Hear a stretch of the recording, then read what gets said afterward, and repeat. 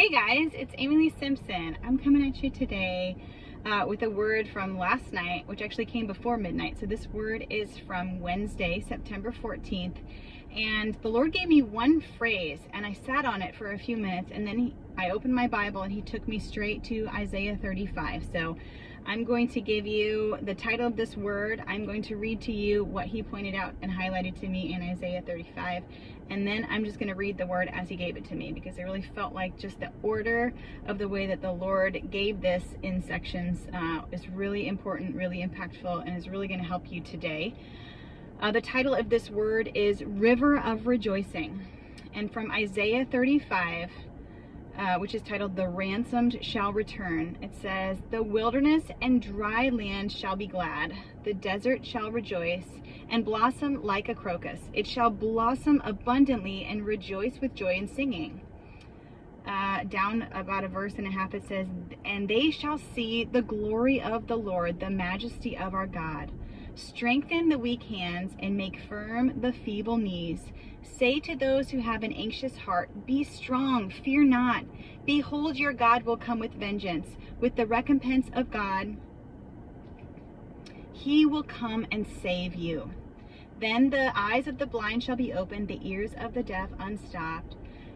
Then shall the lame man leap like a deer, and the tongue of the mute sing for joy. For waters break forth in the wilderness and streams in the desert. The burning sand shall become a pool, and the thirsty ground springs of water. In the haunt of jackals, where they lie down, the grass shall become reeds and rushes."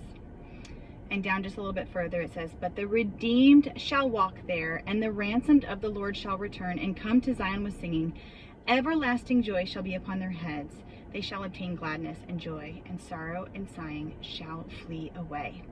I thought it was really interesting that it said everlasting joy shall be upon their heads. I feel like there has been an immense attack on people's mental health, that we are just a society right now so racked with mental health issues, anxiety, crippling fears, paranoia, and just the worries of the world, just the weight of them have really been just like a yoke on our heads, like just this bondage and this entrapment that has made us feel like we are stuck in the mind patterns of this world. And so that was how the Lord prefaced this word. And then he gave me the word once again, this is called River of Rejoicing. "Many have stayed on the edge of breakthrough for far too long. What I have is a wellspring of healing and provision and victory. Yet you are afraid to even get your feet wet. I am calling you from the banks and into the rushes, where my freedom will carry you farther and deeper than you imagine you are capable of. Any timidity you felt about braving the rapids will be washed away, for in this river of rejoicing, you will become someone you don't even recognize. Someone unburdened by the fear of the unknown, unbound by the things that have long since been a millstone around your neck. No longer shackled to toxic mindsets, planted and watered by the fearmongers. Like a fresh baptism of fire, you will be overcome by the powerful current of my spirit pouring over and through you. You will be carried, so do not fight the rapids nor flail about when the waters rise. My glory will be seen at every bend. What brings you confusion breaks the levee, holding the deluge at bay.